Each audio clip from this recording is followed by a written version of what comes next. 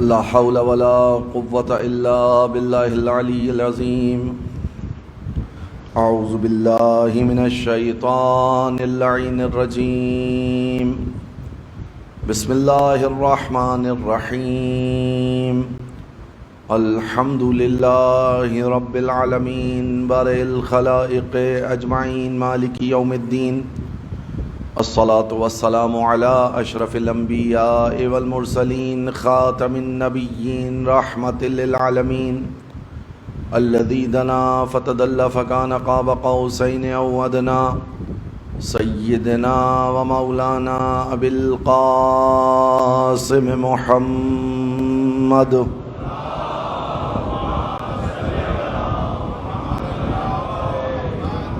وأهل بيته الطيبين الطاهرين المعصومين المظلومين الذين أذهب الله عنهم الرجس وطهرهم تطهيرا.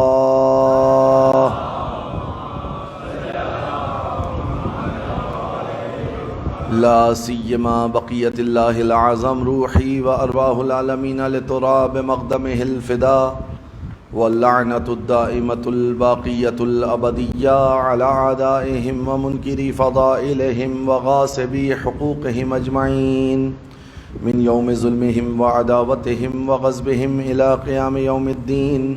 أما بعد قال الله فأعوذ بالله من الشيطان الرجيم. بسم الله الرحمن الرحيم. يا أيتها النفس المطمئنة ارجعی الی ربک راضیۃ مرضیہ فادخلی فی عبادی وادخلی جنتی. درود پڑھے مل کے محمد و آل محمد. سید الشہداء کی خوشنودی کے لیے پھر ایک صلوات پڑھیں محمد و آل محمد.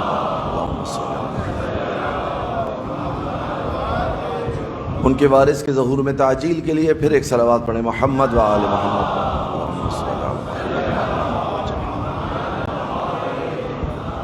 مومنین اکرام، نفس مطمئنہ کے عنوان سے ہمارا سلسلہ گفتگو بلطف پروردگار عالم جاری ہے، اور آج ہم اپنے چوتھے مرحلے میں داخل ہو چکے ہیں. اس مقدس عنوان کے لیے جن آیات مجیدہ کو سرنامہ سخن قرار دیا وہ آیات مجیدہ سورہ مبارکہ فجر کی آخری آیات ہیں. 27 سے لے کر 30ویں آیت تک کی تلاوت کا شرف حاصل کیا. ان آیات مبارکہ میں اللہ تعالیٰ ارشاد فرما رہا ہے یا ایتھا النفس المطمئنہ، اے مطمئن نفس والے، ارجعی الی ربک راضیۃ مرضیہ، پلٹ آ اپنے رب کی جانب اس حالت میں کہ تیرا رب تجھ سے راضی اور تو اپنے رب سے راضی. وادخلی فی عبادی، داخل ہو جا میرے بندوں میں. وادخلی جنتی، داخل ہو جا میری جنت میں. بس یہاں آپ کے سامنے چند ایک مفاہیم قرآن کو بیان کیا کہ ارجعی سے کیا مراد ہے، یعنی پلٹا.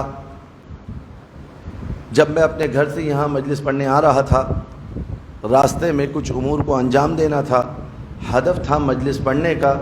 اب مجھے پلٹ کر کہاں جانا ہے؟ پلٹ کر مجھے واپس اپنے گھر کی طرف جانا ہے. اسی طریقے سے نفس مطمئنہ سے کہا جا رہا ہے کہ تمہیں ایک خاص ہدف کے لیے اس دنیا میں بھیجا گیا تھا. جن اہداف کو تم نے حاصل کر لیا، جس مسئولیت کو تم نے پورا کر لیا، اس لیے اب پلٹ آ اپنے رب کی جانب. آپ اکثر مصائب کے باب میں بھی سید الشہداء علیہ السلام کی شہادت کے حوالے سے آخری وقت میں اس آیت کی تلاوت کو سماعت کرتے ہوں گے کہ ندائے غیب آئی یا ایتھا النفس المطمئنہ. وہ ندائے غیب گویا زبان حال سے بیان کی جاتی ہے کہ سید الشہداء علیہ السلام کو جس ہدف کے لیے بھیجا گیا تھا، جس مقصد کے لیے بھیجا گیا تھا، بدرجہ عدم سید الشہداء علیہ السلام نے اپنی مسئولیت کو، اپنی ذمہ داری کو ادا کیا. بلکہ سید الشہداء علیہ السلام کے لیے یہ کہنا قطعاً مبالغہ نہیں ہوگا کہ جس ذمہ داری کے تحت سید الشہداء علیہ السلام کو بھیجا گیا تھا، سید الشہداء نے اس سے بڑھ کر کام کو انجام دیا، سے بڑھ کر کام کو انجام دیا. امام حسین علیہ السلام کے پاس آخر وقت میں ایک صحیفہ آیا تھا، ایک لوح آئی تھی جس میں امام حسین علیہ السلام کو اختیار دیا تھا پروردگار عالم نے کہ آپ کا اختیار ہے، آپ اس شہادت کو قبول کریں یا آپ شہادت کو قبول نہ کریں. دیکھیں امام حسین علیہ الصلوۃ والسلام کا عمل، امام حسین علیہ الصلوۃ والسلام کا فعل. میں نے آپ سے عرض کیا تھا نا کہ عاشورہ وہ واقعہ ہے جس میں امام حسین علیہ الصلوۃ والسلام بے نفس نفیس وارد ہوئے ہیں، اور جب امام معصوم کسی صحنے میں کسی میدان میں وارد ہوتا ہے تو وہ امام معصوم کے قدم آپ کو نظر آ رہے ہوتے ہیں کہ مختلف جوانب میں حرکت کر رہے ہیں. مثلا امام حسین علیہ السلام کبھی مقتل آ رہے ہیں، امام حسین کبھی خیمے میں آ رہے ہیں، امام حسین کبھی فلاں صحابی کی لاش پر جا رہے ہیں. یہ امام حسین ضرور جا رہے ہیں، مگر امام حسین جہاں جہاں حرکت کر رہے ہیں عالم ملکوت امام حسین کے ساتھ حرکت میں. اس عالم ناسوت میں عالم ملکوت امام حسین علیہ الصلوۃ والسلام کے ساتھ حرکت میں. حسین کسی معمولی شخصیت کا نام نہیں ہے، حسین ابن علی اس ذات کا نام ہے کہ جس کے لیے اللہ کے رسول صلی اللہ علیہ وآلہ وسلم فرمائے حسین منی وانا من حسین، حسین مجھ سے ہے اور میں حسین سے ہوں. مل کے صلوات پڑھیں محمد و آل محمد. یہ وہ روایات ہیں جو ہم بار بار سنتے رہتے ہیں. ان الحسین مصباح الہدی و سفینۃ النجاح. کل یہاں تک ہم پہنچے تھے کہ وہ نفس مطمئنہ ہیں، مگر ان کی کریمی یہ ہے کہ انہوں نے اپنے ماننے والوں کو بھی نفس مطمئنہ پر فائز کیا. تفسیر کو آپ کے سامنے بیان کیا نا ان مجالس میں. امیر المومنین علیہ الصلوۃ والسلام کو نفس مطمئنہ کہا گیا، سید الشہداء علیہ الصلوۃ والسلام کو نفس مطمئنہ کہا گیا. اسی طریقے سے امام حسین علیہ الصلوۃ والسلام جیسے کہ نفس مطمئنہ ہیں، یہ کریمی ہے امام حسین علیہ الصلوۃ والسلام کی کہ ان کی ولایت کے معترف لوگ بھی نفس مطمئنہ میں شامل ہو رہے ہیں. اور اس اطمینان کی منزل پر کیسے پہنچا جا سکتا ہے؟ تھوڑا سا کل کی مجلس کو ریکال کر لیں. علم کی بنیاد پر اس اطمینان کی منزل پر پہنچا جا سکتا ہے کہ جس کے پاس حسین جیسا رہبر ہو اس کو کیا خوف، جس کے پاس علی ابن ابی طالب علیہ الصلوۃ والسلام جیسا امام ہو اس کو کیا خطر. بس ہمارے پاس الحمدللہ یہ چہارے معصومین علیہم السلام کا جو نور موجود ہے، اس کی وجہ سے ہم اس جہان میں بھی کامیاب ہیں، اس جہان میں بھی کامیاب ہیں. کسی کے پاس شیورٹی نہیں ہے کہ کل اس کے لیے کیا ہوگا. میرے اور آپ کے پاس پروردگار عالم کا وعدہ موجود ہے کہ کل آپ کا امام اس کائنات پر حکومت کرے گا. کسی کے پاس یہ سند موجود نہیں ہے کہ کل اس کو کس طریقے سے گزارنی پڑے گی. ہمارے پاس کل کی ایسی بہترین امید موجود ہے کہ فرزند امام حسین علیہ الصلوۃ والسلام جب آئیں گے. آج تو بہت سے لوگوں کو گرا گزرتا ہے امام حسین علیہ الصلوۃ والسلام کا ذکر، امام حسین کا ذکر سن کر کانوں میں انگلیاں ٹھوس لی جاتی ہیں. مگر کل جب وہ آئیں گے کہ کعبے کی دیوار سے ٹیک لگا کر امام آیت پڑھیں گے اور اس کے بعد اپنا تعارف یہ کرائیں گے، الا یا اہل العالم ان جدی الحسین قتلوہ عطشانا، میں اس پیاسے حسین کا بیٹا ہوں کہ جس کو کربلا میں شہید کر دیا گیا. یہ نسبت امام حسین کی طرف کیوں دے رہے ہیں؟ کیونکہ منتقم کربلا بن کر آ رہے ہیں. یہ کربلا میں سید الشہداء علیہ الصلوۃ والسلام کا انتقام لینے کے لیے آ رہے ہیں. ہمارے پاس الحمدللہ مستقبل روشن ہے. قرآن مجید کی جتنی بھی آیات ظہور کے حوالے سے اور ظہور کے بعد کے احوال کو بیان کرتی ہیں، ذرا جا کر ان کا مطالعہ کریں. اب تک امام زمان عجل اللہ تعالی فرجہ الشریف مولا کے حوالے سے جو گفتگو ہوتی ہے اس میں عموماً لوگوں کو ڈرایا جاتا ہے. یعنی امام بے نیام تلوار لے کر آئیں گے، امام آ کر مثلا گردنیں کاٹیں گے، امام علیہ الصلوۃ والسلام جب آئیں گے تو سارے دروازے بند کر دیے جائیں گے. آقا امام جب آئیں گے نا، ہمارے پاس روایت الامام کالوالد الشفیق، امام ایک شفیق باپ کی طرح ہے. مجھ پر اور آپ پر امام زمان علیہ الصلوۃ والسلام ہمارے والدین سے زیادہ شفیق ہیں. اطمینان رکھیے، ورنہ آپ جانتے ہیں کہ اس دور میں ہماری کیا حالت ہوتی ہے. اگر امام زمان علیہ الصلوۃ والسلام کی نظر کرم ہم پر نہ ہوتی، اتنی آسانی سے میں اور آپ یہاں بیٹھ کر ذکر حسین ابن علی کر سکتے تھے. درست ہے مشکلات ہیں، پریشانیاں ہیں، مسائل ہیں، لیکن ان تمام تر مسائل کے بعد یہ جو میرے اور آپ کے دل میں ایک استقامت والی کیفیت ہے وہ وجود امام کی وجہ سے ہے.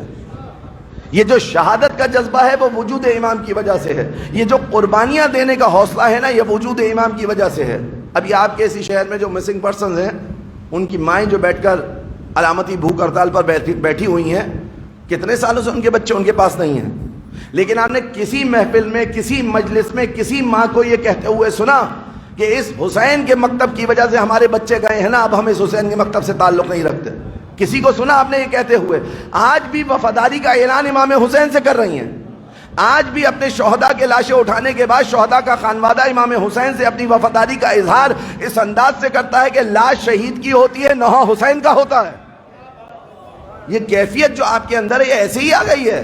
اتنی سختیوں کے بعد، اتنی مشکلات کے بعد زندان ہمارے قیدیوں سے بھرے ہوئے ہیں، قبرستان ہمارے شہداء سے لبریز ہیں، لیکن اس کے باوجود ایک قدم ہم یاد حسین، فکر حسین، اہداف حسین و قیام حسین و کربلا سے پیچھے ہٹنے کے لیے تیار نہیں ہیں۔ اور یہ طول تاریخ میں تشیع کا طریقہ کار رہا ہے۔ حجاج کے دور میں سختیاں تھی، زیارت امام حسین پر پابندی تھی، مگر اطمینان نفس کے ساتھ، نفس مطمئنہ بن کر، توجہ رکھیے گا، نفس مطمئنہ بن کر حسین ابن علی علیہ السلام کے چاہنے والے زیارت کے لیے جایا کرتے تھے۔ متوکل کا زمانہ، سخت ترین زمانہ، جس کو یزید ثانی کہا جاتا ہے، ایسا صفاق متوکل کہ جس نے امام حسین علیہ السلام کی زیارت پر پابندی لگا دی۔ تاریخ میں جا کر دیکھیے کیسے کیسے واقعات موجود ہیں۔ ناصرہ نامی ایک عورت امام حسین کی زیارت کے لیے نکلی، بیوہ ہے، آغوش میں ایک یتیم بچہ ہے جو کل سرمایہ ہے اس کی حیات کا۔ یہ عورت نکلی ہے امام حسین علیہ السلام کی زیارت کے لیے۔ کچھ آگے بڑھی، متوکل کے سپاہیوں نے اس کو گرفتار کر لیا، اس کے بازو باندھ دیے گئے، لائے گئے اس کو حاکم کے پاس۔ جب اس کے بازو باندھے گئے اور کسی سپاہی نے اس کا شانہ پکڑنا چاہا، اس نے یہ کہہ کر جھٹک دیا کہ میں حسین کی زیارت کرنے جا رہی ہوں، جرت نہ کرنا میرے قریب آنے کی۔ اس کی آگوش سے بچے کو چھین لیا۔ دیکھیے یہ واقعات ہیں تشیع کی تاریخ کے۔ بچے کو چھینا، کہا زیارت کے لیے جانا چاہتی ہو؟ لوگ اپنے اعضائے بدن دے کے زیارت کے لیے گئے ہیں۔ شاید اس مومنہ کے ذہن میں بھی یہ ہوگا کہ میرا کوئی عضو بدن کاٹ لیا جائے گا، کم سے کم زیارت امام حسین تو ہو جائے گی۔ کہا کہ زیارت کے لیے جانا چاہتی ہو؟ کہا ہاں، حسین ابن علی کی زیارت کا قصد کیا ہے۔ کہا بچے کو قربان کرنا ہوگا۔ بچے کو آغوش سے لیا، ماں کے سامنے اس کے سر پر تلوار چلا دی۔ زیارت سے منصرف نہیں ہوئی اور ارادہ تبدیل نہیں کیا۔ ایک سرد ہوا امام حسین کے روضے کا رخ کیا، امام حسین کے روضے کی طرف چلنے لگی۔ کہا کہ کہاں جا رہی ہو؟ اب اس کو جلا لایا، کہنے لگی تو نے ہی تو کہا تھا کہ قربانی دے دو پھر حسین کی زیارت کے لیے جانا، اب اس سے بڑی قربانی کیا ہوگی؟ کہا ابھی امتحان تمام نہیں ہوا۔ بچے کے لاشے کو سامنے رکھا گیا، کہا سینے پر قدم رکھ کر آگے بڑھ۔ آقا آسان ہے یہ مرحلہ؟ آپ سے سوال ہے، یہ اطمینان نفس کی علامت ہے یا نہیں ہے؟ یعنی راہ حسین ابن علی میں انسان اپنی سب سے عزیز چیز کھونے کے لیے تیار ہے۔ یہ اطمینان نفس نہیں ہے تو کیا ہے؟ یہ نفس مطمئنہ نہیں ہے تو کیا ہے؟ گئی امام حسین علیہ السلام کے روضے کے لیے۔ بعض جگہ میں نے دیکھا ہے کہ بیان کیا گیا اس وقت کچھ لوگ ایسے ہی قربانیاں دے کر امام حسین علیہ السلام کی زیارت کے لیے آئے تھے۔ ذری سے آواز آئی، اے لوگوں ذرا راستہ دو، میری ناصرہ آ رہی ہے۔ ایسے لوگ موجود ایگزسٹ کرتے ہیں ابھی اس جہان میں، جو امام حسین علیہ السلام کے لیے اپنا سب کچھ قربان کرنے کے لیے آمادہ ہیں۔ اگر بچے کے لیے ماں کی حساسیت کیا ہوتی ہے تو ایک مثال میں نے ابھی دی ہے نا آپ کو۔ جمعے کے دن آپ نے یوم علی اصغر منایا ہوگا، آپ چھوٹے چھوٹے بچوں کو لے کر مختلف عزاخانوں میں گئے ہوں گے۔ یوم علی اصغر پر آپ نے اپنے بچوں کو حضرت علی اصغر علیہ السلام کے سامنے فدیہ قرار دیا ہوگا۔ میں نے خود مختلف مقامات کی بات کر رہا ہوں کہ جہاں جہاں یوم علی اصغر پر جانا ہوا، ماؤں کو بچے کے لیے ایک چیز کا مطالبہ کرتے ہوئے دیکھا ہے۔ اسی یوم علی اصغر پر ماں کی حساسیت کیا ہے؟ ماں کی حساسیت بچے کے لیے کیا ہے؟ کبھی آپ عام دنوں میں ماں کے سامنے بچے کے لیے کوئی کپڑا لے کر جائیں کہ ہم تمہارے بچے کا کفن لائے ہیں؟ معذرت کے ساتھ ممبر پر بیٹھا ہوں، ایسے سخت الفاظ نہیں کہنا چاہ رہا، ماں منہ نوچ لے گی کہ میرے بچے کے لیے تم نے کفن کا لفظ میرے بچے کے نام کے ساتھ استعمال کیسے کیا؟ یوم علی اصغر پر میں نے ماؤں کو دیکھا ہے منتظمین سے گزارش کر رہی تھی کہ ایک کفن میرے بچے کے لیے بھی دے دے علی اصغر کے نام پر۔ اگر یہ نفس مطمئن نہیں ہے تو کیا ہے؟ یہ سید الشہداء علیہ السلام کی عطا ہے کہ انہوں نے اس قوم کے مزاج کو ایسا قربانی اور فداکاری کے لیے ڈھال دیا ہے کہ سب اپنا سب کچھ قربان کرنے کے لیے تیار ہے نام حسین ابن علی پر۔ مل کے صلوات پڑھیں محمد و آل محمد۔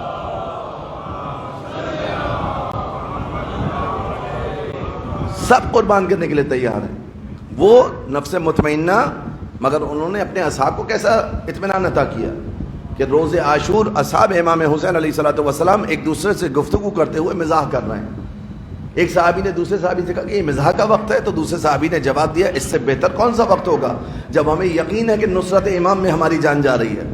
لیکن یہ دو وظائف ہیں، وہ وہاں پر کربلا کے میدان میں موجود تھے، امام کے اوپر اپنی جان قربان کر رہے تھے، ان کا وظیفہ اور تھا۔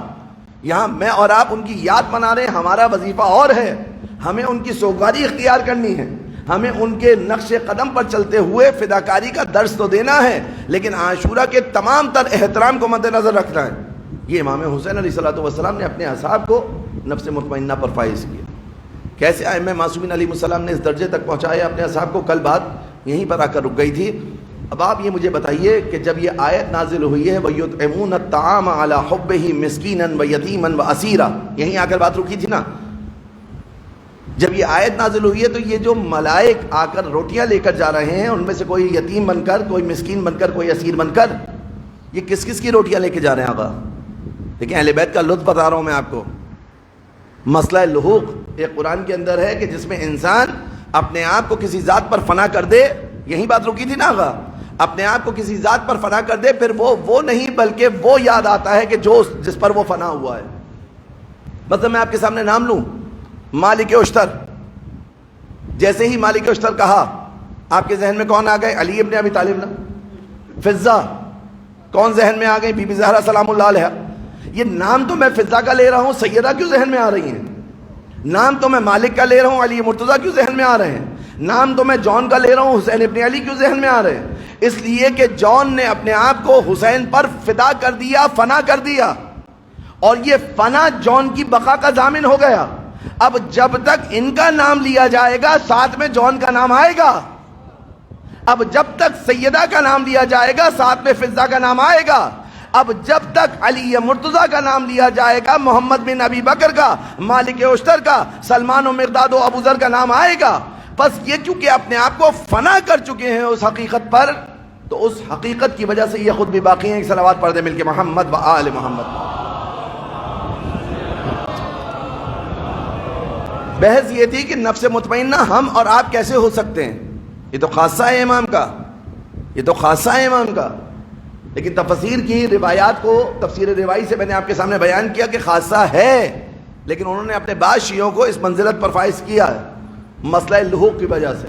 جب الحاق کر لینا آپ کسی ذات کے ساتھ آپ ملحق ہو جائیں، پہلی محرم سے بیان کر رہا ہوں، اس سے زیادہ شاید آسان نہ کر پاؤں۔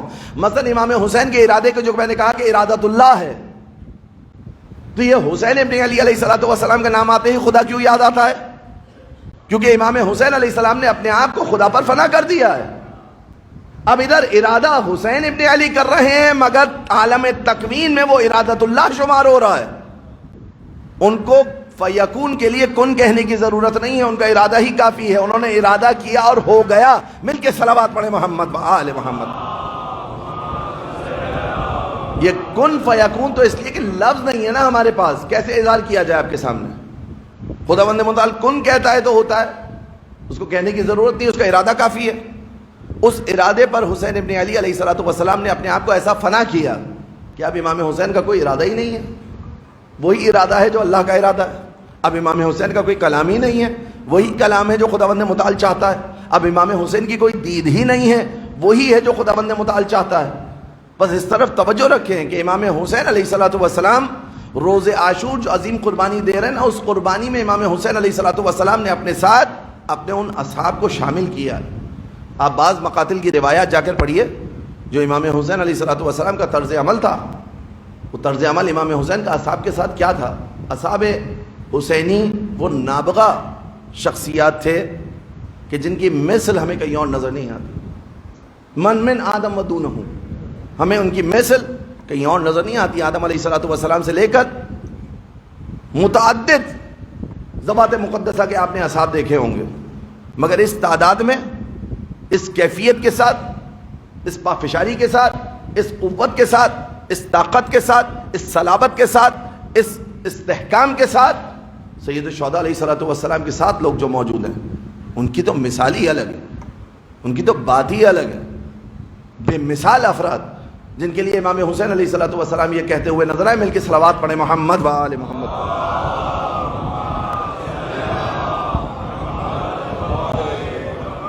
انی لعارف اہل بیت ابرا ولا ازکا ولا اطہرا ولا اصحابا خیر ہم من اصحابی۔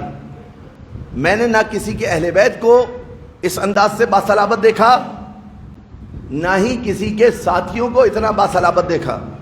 اور یہ میں آپ کے سامنے بیان کر چکا ہوں غالباً کہ امام جب کہتا ہے نا لا عارفو یا لا عالمو، میں نہیں جانتا، مجھے نہیں پتا، تو اس سے مراد یہ نہیں ہوتی کہ مجھے نہیں پتا اور میں نہیں جانتا، کیونکہ امام وہ ہے جو اپنے گہوارے میں لوح محفوظ کا مطالعہ کرتا ہے۔ امام علیہ الصلوۃ والسلام کے لیے یہ کہنا، جب وہ یہ کہہ رہے ہوں کہ میں نہیں جانتا، اس کا مقصد یہ کہ نہیں ہے، بس یہ نہیں ہے کی منزل پر، یعنی نہ کسی کے گھر والے ایسے ہیں جیسے مجھے نصیب ہوئے۔ اب آپ کے ذہن میں آ رہا ہوگا رسول اللہ کے گھر والوں کا کیا، تو حسین کے گھر والے اور رسول کے گھر والے کوئی الگ تھوڑی ہیں، وہ تو ایک ہی ہیں۔ لیکن یہاں پر اصحاب کے لیے استدلال کرتے علماء کیا، اس اصحاب امام حسین علیہ الصلوۃ والسلام نہ صرف ان کے زمانے میں، نہ ان سے پہلے ایسے کسی کے پاس تھے، نہ ان کے بعد ایسے کسی کے پاس ہوں گے۔ امام زمانہ علیہ الصلوۃ والسلام کے اصحاب کے بھی درجات کو جو بیان کیا جاتا ہے نا، وہ بھی اس لیے بیان کیا جاتا ہے کیونکہ یہ سب کے سب امام زمان علیہ الصلوۃ والسلام کی نصرت کے لیے اٹھائے جائیں گے قبروں سے۔ مل کے صلوات پڑھیں محمد و آل محمد۔ اصحاب امام حسین علیہ الصلوۃ والسلام کا مقام، ان کی منزلت کا کیا کہنا آگا، کس منزلت رفیع پر فائز ہیں اصحاب امام حسین علیہ السلام کی، امام حسین علیہ السلام لے کر آئے۔ آپ مقاتل کی عبارت پڑھیں، جو رویہ امام حسین علیہ السلام کا جناب علی اکبر کے لیے تھا، کل میں نے شاید بیان کیا، اب اتنی کنٹینیوس مجالس ہیں کہ مجھے تھوڑا سا ذہن میں زور ڈالنا پڑتا ہے۔ جو رویہ امام حسین علیہ الصلوۃ والسلام کا علی اکبر علیہ الصلوۃ والسلام کے ساتھ تھا، آپ جانتے وہی رویہ امام حسین علیہ السلام کا جو ان کے لاشے پر بھی تھا۔ منزل مصائب پر نہیں ہوں، سوچے اس کو غور کریں، وہی رویہ، یعنی کہاں علی اکبر علیہ الصلوۃ والسلام، علی اکبر کون تھے آقا، کہ جب جا رہے تھے نا تو امام حسین علیہ الصلوۃ والسلام نے کہا تھا اللہم اشہد ہؤلاء القوم، اے اللہ اس گروہ پر گواہ رہنا، ان کے سامنے کس کو بھیج رہا ہوں، جو صورت میں، سیرت میں، گفتار میں، رفتار میں، خلق میں، خلق میں تیرے نبی سے مشابہ۔ یہ ایک باپ کے فقط جملات نہیں ہیں، یہ ایک امام کے کلمات ہیں، یہ ایک امام کی کلمات ہیں۔ امام کیا فرما رہے ہیں، خلق، خلق، فقط ان دو چیزوں کو لے لیجئے۔ خلق یعنی اخلاق، اگر امام حسین کہہ رہے ہیں کہ مشابہ ہے رسول اللہ سے، تو آپ بتائیے اس میں کوئی کمی ہو سکتی ہے؟ ایسے ہی امام حسین علیہ الصلوۃ والسلام شباہت کو پیش کر دیں گے۔ شباہت کے اندر جو تین چیزیں چاہیے ہوتی ہیں، جس کی تفصیلات میں نہیں جا رہا، کچھ تو وجہ تشبہ ہوگی، اس وجہ تشبہ کو بدرجہ اتم امام حسین علیہ الصلوۃ والسلام بیان کر رہے ہیں۔ مشابہ کس سے مشابہ، رسول سے۔ اچھا چلے خلق میں سمجھ میں آتا ہے، خلق، رسول اللہ کی خلقت کیسے ہوئی ہے، خلقت رسول اللہ پر توجہ ہے آپ کی، وہ نور مطلق، ان سے مشابہ قرار دینے حضرت علی اکبر علیہ الصلوۃ والسلام کو۔ اب سمجھ میں آ رہا ہے علی اکبر علیہ الصلوۃ والسلام کا مقام کیا ہے، علی اکبر علیہ الصلوۃ والسلام کی شان کیا ہے، علی اکبر علیہ الصلوۃ والسلام کی عظمت کیا ہے۔ یعنی اتنی ولایت پذیری اور اتنا نور سے ملحق ہوئے علی اکبر علیہ الصلوۃ والسلام کہ اب علی اکبر علیہ الصلوۃ والسلام کے لیے بھی وہی شباہت آ گئی۔ یہ شباہت کو آپ سوچیں، معصوم جب شباہت کا تذکرہ کرے تو وہ کوئی عام انسان تو ہے نہیں جو فقط چہرے کے خد و خال اور شمائل کی وجہ سے کہنے کے ملتے، نہیں، خلق اور خلق، اخلاق میں بھی، خلقت میں بھی۔ اللہ اکبر۔ وہی علی اکبر علیہ الصلوۃ والسلام جب میدان میں گئے اور شہید ہوئے تو ان کے لیے ہمارے پاس روایت ہے مقتل کی، وضع خدہ علی خدہ، امام حسین علیہ الصلوۃ والسلام آگے بڑھے اور اپنے رخسار کو علی اکبر کے رخسار پر رکھا۔ سنا ہے نا آپ نے، یہ مشہور و معروف مقتل کی عبارت ہے یہ۔ میں آئیے من باب فضائل آپ کو امام حسین علیہ السلام کی ایثار کا دوسرا رخ دکھاتا ہوں۔ کربلا میں حضرت جون جو کہ ابو ذر کے غلام تھے، جب وہ میدان میں گئے ہیں نا تو ان کے لیے بھی مقتل نے لکھا کہ امام حسین علیہ السلام سرانے پہنچے، وضع خدہ علی خدہ، حسین ابن علی علیہ الصلوۃ والسلام نے کربلا میں جون کے رخسار پر بھی اپنا رخسار رکھا۔ یہ مرتبہ بڑھانا نہیں ہے تو کیا ہے آقا؟ یہ جون کی ارزش امام حسین نے کیسے بڑھائی ہے؟ جون کو یہ احساس تھا نا جاتے ہوئے کہ ابن رسول اللہ، میرا بدن سیاہ ہے، میرے پسینے سے خوشبو نہیں آتی. امام حسین نے اس احساس کو زائل کر دیا, اس احساس کو زائل کر دیا اپنے اس عمل سے. وضع خدہ علی خدہ, یعنی جو عمل اپنے بیٹے کے ساتھ انجام دے رہے ہیں نا امام حسین علیہ السلام, وہی عمل امام حسین علیہ السلام غلام کے ساتھ بھی انجام دے رہے. کیوں آقا؟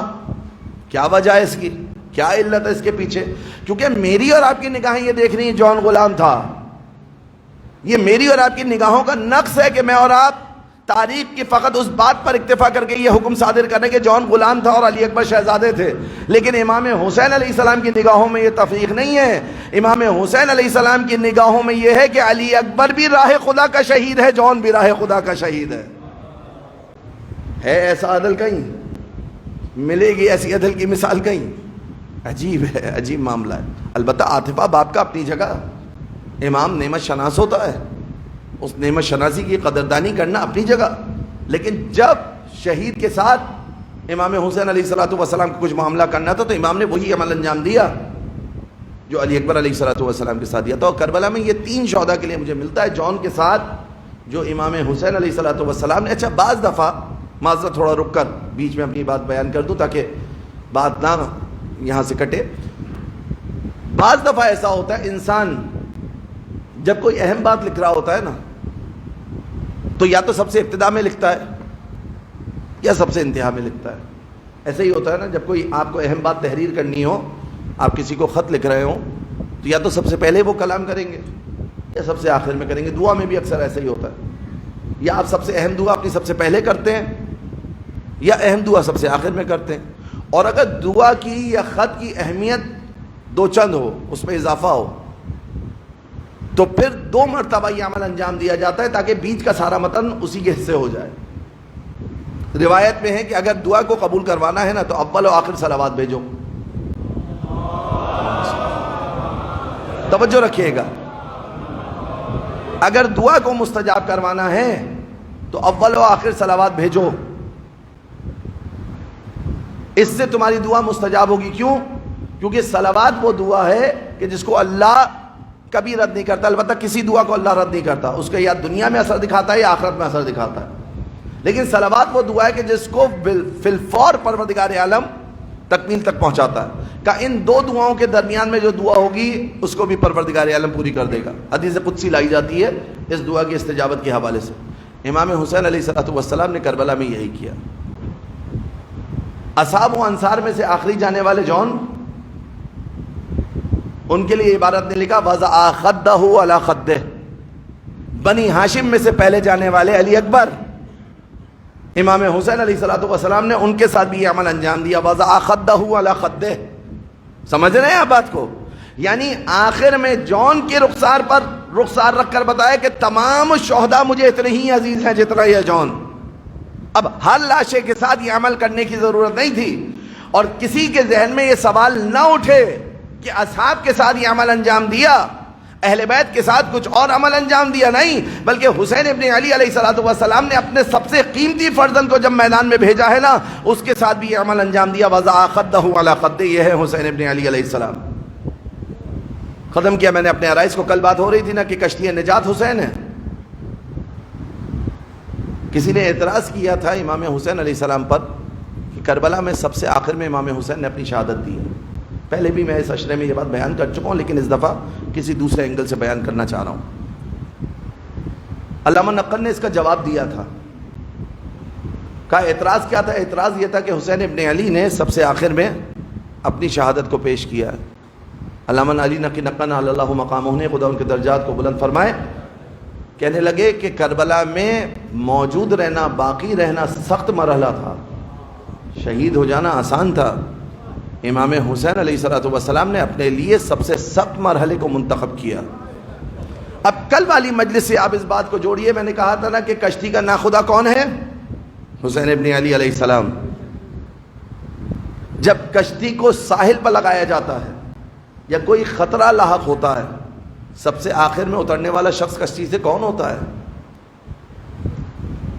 ناخدا ہوتا ہے نا. جو کشتی جس کے ہاتھ میں تمام زمام ہوتی ہے وہی آخر میں اترتا ہے نا. سب سے پہلے جو اتر جائے اس کو ناخدا نہیں کہتے. جو سب سے آخر میں اترے اس کو ناخدا کہتے ہیں۔ امام حسین علیہ السلام نے اس کشتی نجات کو جب ساحل پر پہنچایا تو سب سے پہلے اصحاب اترے، پھر امام حسین علیہ السلام کے گھر والے منزل تک گئے، امام حسین علیہ السلام سب سے آخر میں اس کشتی نجات سے کنارے پہ جانے کے بعد اس منزل تک پہنچے، آخر میں اپنی شہادت کو پیش کیا۔ یہ ہے حسین، یہ ہے ابو عبداللہ الحسین علیہ السلام۔ اس کشتی کو خطرات میں چھوڑ کر امام حسین علیہ السلام نہیں گئے، اس کشتی کو بیچ مجدار میں چھوڑ کر امام حسین علیہ السلام نہیں گئے۔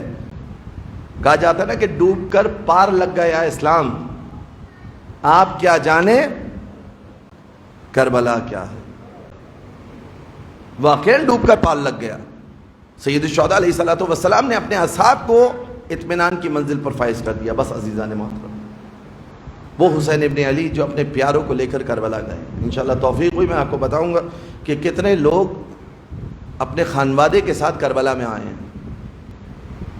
سب اپنے اپنے خانوادوں کے ساتھ نہیں آئے، یہ اصحاب امام حسین علیہ السلام میں سے 3 ہیں جو اپنے خاندانوں کو لے کر آئے ہیں، باقی اہل بیت اطہار علیہ السلام، خانوادہ اطہارت و طہارت کی خواتین امام حسین علیہ السلام کے ساتھ۔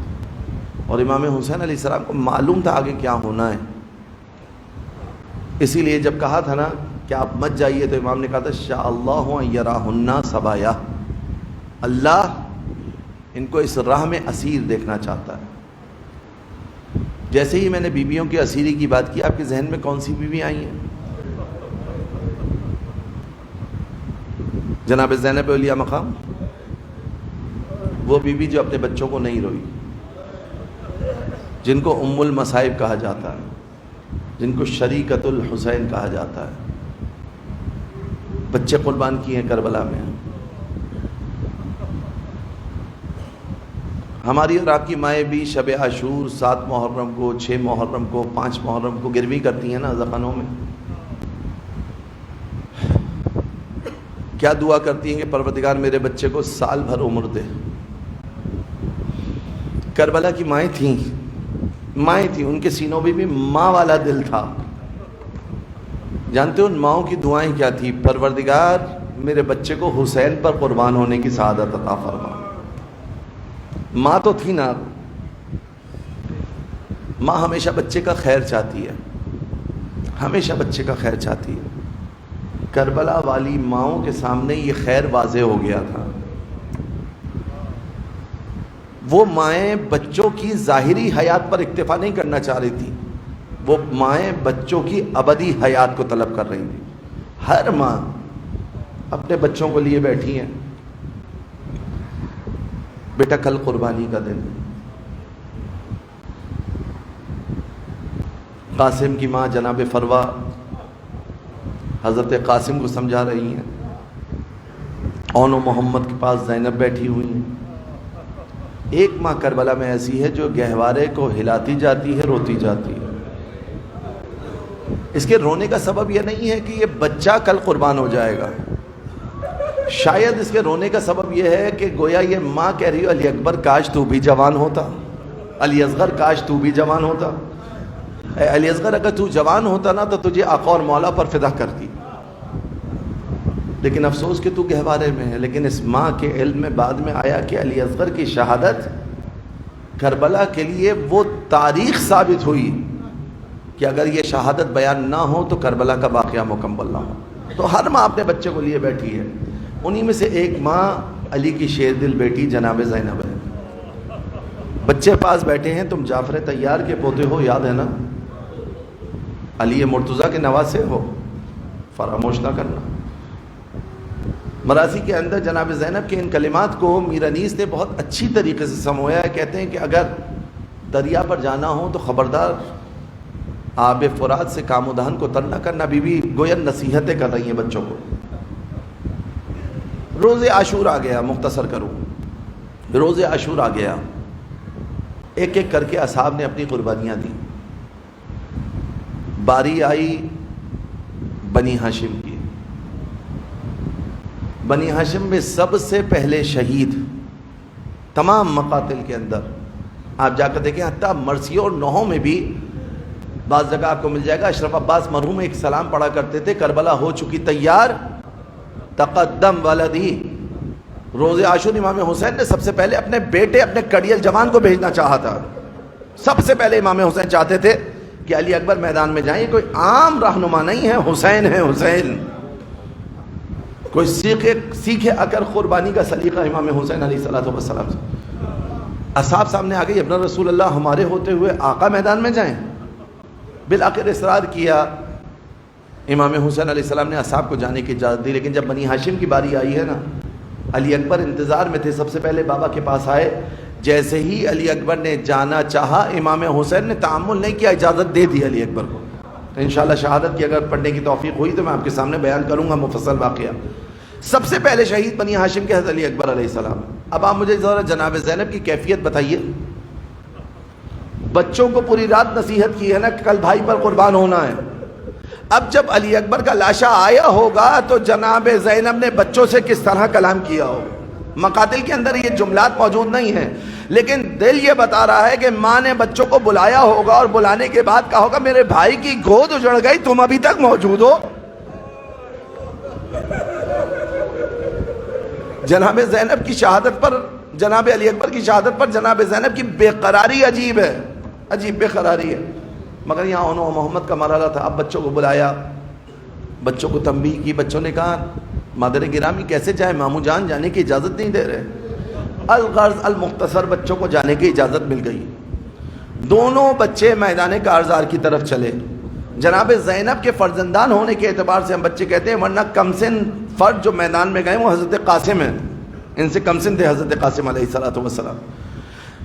دونوں فرزندان جناب زینب میدان کی طرف گئے۔ جعفر طیار کے پوتے تھے، علی مرتضیٰ کے نواسے تھے۔ اب آپ بتائیے کیسی جنگ کی ہوگی؟ بہترین جنگ کی ہے، دونوں بھائیوں نے بہترین جنگ کی ہے۔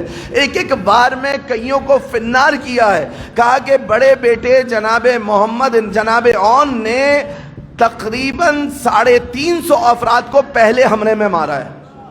عقل حیران ہے، 350 افراد کو پہلے حملے میں مارا ہے، اور اس کے بعد محمد کے قتال الگ کے جو انہوں نے جنگ کی اور اس میں لوگوں کو مارا، پھر پلٹ کر آئے، ماں سے شاباشی لی، عباس علمدار ان کے جنگ کے استاد تھے، ان سے شاباشی لی، دوبارہ میدان کی طرف گئے، پھر دوبارہ جا کر جو حملہ کیا، پھر کئی افراد کو مارا۔ تو ان دونوں بچوں کے مد مقابل آنے والے 1000 سے زیادہ افراد کے جن کو ان بچوں نے مارا ہے۔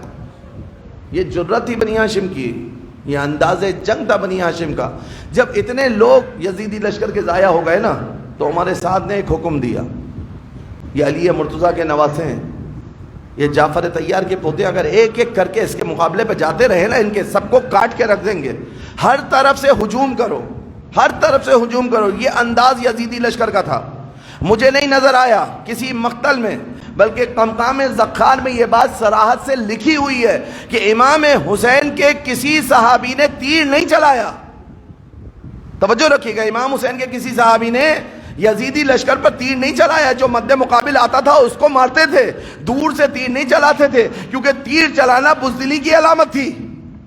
تیر چلانا بزدلی کی علامت تھی۔ آپ نے کسی شہید کے بارے میں یہ نہیں سنا ہوگا کہ فلاں شہید نے تیر کو کمان میں جوڑا اور رہا کیا، نہیں، ہمیشہ دشمنوں کے لیے سنا ہوگا کہ تیر چلایا گیا، مگر یہاں سے کسی بھی شہید نے تیر نہیں چلایا۔ جو سامنے آتا تھا بس اس کو مارتے تھے۔ مگر ان بچوں کو چاروں جانب سے گھیرا گیا، کہیں سے تیر چلے، کہیں سے تلواریں ماری جانے لگی، کہیں سے نیزے چبھوئے جانے لگے۔ اب بچوں نے ایک مرتبہ خیموں کا رخ کیا، سزا دی، یا خالہ ادرکنی، اے ماموں جان میری مدد کے لیے آئیے۔ ادھر سے حسین ابن علی نے گھوڑے کو ایڑ لگائی، ادھر سے عباس علمدار چلے، مقتل سے وہ لشکر یزید بھاگنے لگا۔ اب جب آئے ہیں نا دونوں بچوں کے سرانے سے، بچوں کی ابھی جان میں جان باقی ہے، ابھی بچوں کی روح پرواز نہیں کی، ابھی بچوں کی جان باقی ہے۔ نیم جا اجسام کو عباس و حسین اٹھا کر خیمے میں لے کر آئے۔ اس سے پہلے یہ دستور تھا کہ جب بھی کسی شہید کا لاشا آتا تھا، زینب سب سے پہلے کھڑے ہو کر اس شہید کا ماتم کرتی تھی، اگر اس کی بیوہ ہوتی اس کو سینے سے لگاتی، اگر ماں ہوتی اس کو سینے سے لگاتی، مگر جب بچوں کے نیم جان جسم آئے ہیں نا خیمے میں تو زینب دکھائی نہیں دے رہی۔ فضہ کو بھیجا گیا، دیکھا زینب سجدہ خالق میں، پروردگارا تو نے زینب کی قربانی قبول کی۔ فضہ نے شانہ ہلایا، بی بی ابھی بچے زندہ ہیں، جلال کے ساتھ اٹھی، آئیں خیمے میں، بچوں کے چہرے کو دیکھا، سمجھ گئی کہ اب وقت کم ہے۔ زینب درمیان میں بیٹھ گئی، ایک ہاتھ اون کے سینے پر رکھا، ایک ہاتھ محمد کے سینے پر رکھا، نہ جانے بچوں کے ساتھ آنکھوں ہی آنکھوں میں کیا کلام ہوا، نہ جانے بچوں کے ساتھ آنکھوں ہی آنکھوں میں کیا کلام ہوا۔ بڑا بیٹا کہنے لگا ماں قسم لے لو، دریا تک گئے تھے مگر مجال ہے جو آب فرات سے کام و دہن کو تر کیا، مگر مجال ہے جو آب فرات سے کام و دہن کو تر کیا ہو۔ جناب زینب سلام اللہ علیہ نے رضایت کا اظہار کیا، بچوں کی روح پرواز کر گئی۔ آقا جانتے ہیں انشاءاللہ آپ کے سامنے بیان بھی کروں گا کہ علی اکبر کی شہادت پر جناب زینب کھڑے قد سے علی اکبر کے لاشیں پر گری تھی،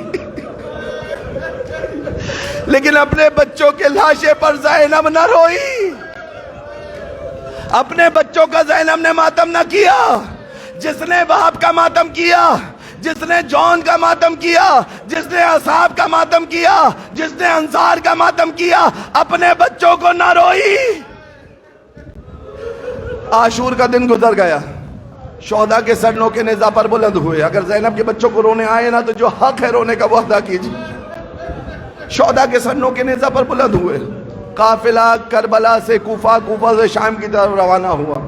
بھائی کی یاد ستاتی تھی، کبھی واہ حسینہ، کبھی اکبر کی یاد آتی واہ اکبرہ، کبھی قاسم کی یاد آتی واہ قاسمہ، کبھی عباس کی یاد آتی واہ عباسہ۔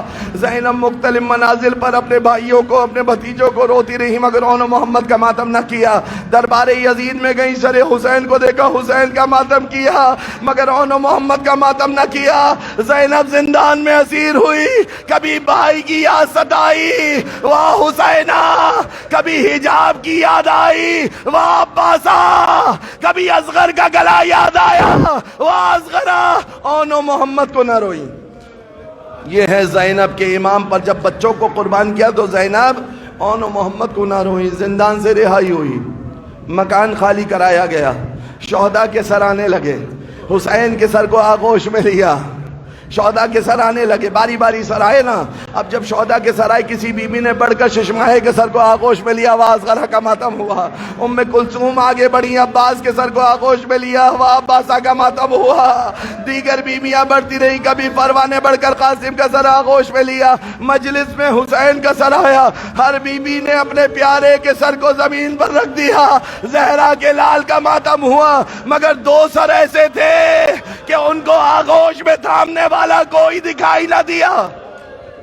شام کی عورتیں کہنے لگی ہے بیویوں آؤ ذرا آ کر ان سروں پر بھی ماتم کر لو، شاید ان کی ماں موجود نہیں ہے۔ زینب نے تڑپ کر کہا وہ ماں کیسے بچوں کو روئے جس کے سامنے حسین کے اکبر کا سر ہو، جس کے سامنے حسین کے قاسم کا سر ہو، جس کے سامنے حسین کے اصغر کا سر ہو۔ ارے وہ بہن کیسے روئے جس کے سامنے حسین کا سر ہو۔ زینب بچوں کا نہ روئی، کہا جاتا ہے کہ واپسی میں کربلا سے ہوتی ہوئی آئیں، تعویذ قبر حسین سے لپٹی، حسین کا ماتم، علی اکبر کا ماتم، اصغر کا ماتم، عباس کا ماتم، عباس کے بچوں کا ماتم، مگر اون محمد کا ماتم نہ کیا۔ 3 دن کے بعد قبروں سے اٹھی، مدینہ کا رخ کیا، نانا کا مدینہ نظر آیا، حسین کے گھر میں صف ماتم بچھی تھی، مدینے کی عورتیں آتی رہیں، سب کا پرسہ لیا، کبھی حسین کا پرسہ، کبھی اکبر کا پرسہ، کبھی اصغر کا پرسہ، مگر اون محمد کا نام نہ لیا۔ کچھ دنوں کے بعد عبداللہ ابن جعفر طیار آئے، آ کر امام سجاد سے کہا اے ابن رسول اللہ میرا گھر ویران ہو گیا، اگر اجازت دیں تو آقا زادی کو گھر لے جاؤں۔ کہا آپ شوہر ہیں، آپ مختار ہیں، آپ لے جا سکتے ہیں۔ زینب فرش عزائے حسین سے اٹھی، ماں کی قبر سے ہوتے ہوئے اپنے گھر میں پہنچی۔ اب جب گھر میں پہنچی خاک صحن پر بیٹھ گئی، خاک کو اٹھا کر سر پر ڈالا۔ اے عبداللہ ارے سال گزر گئے، زینب کو کسی نے باقی کی۔ عبداللہ کلیجہ پھٹا جاتا ہے، صفے ماتم بچھائیے، زینب اب اون محمد۔ اللہ ولعنت اللہ علی القوم الظالمین، انا للہ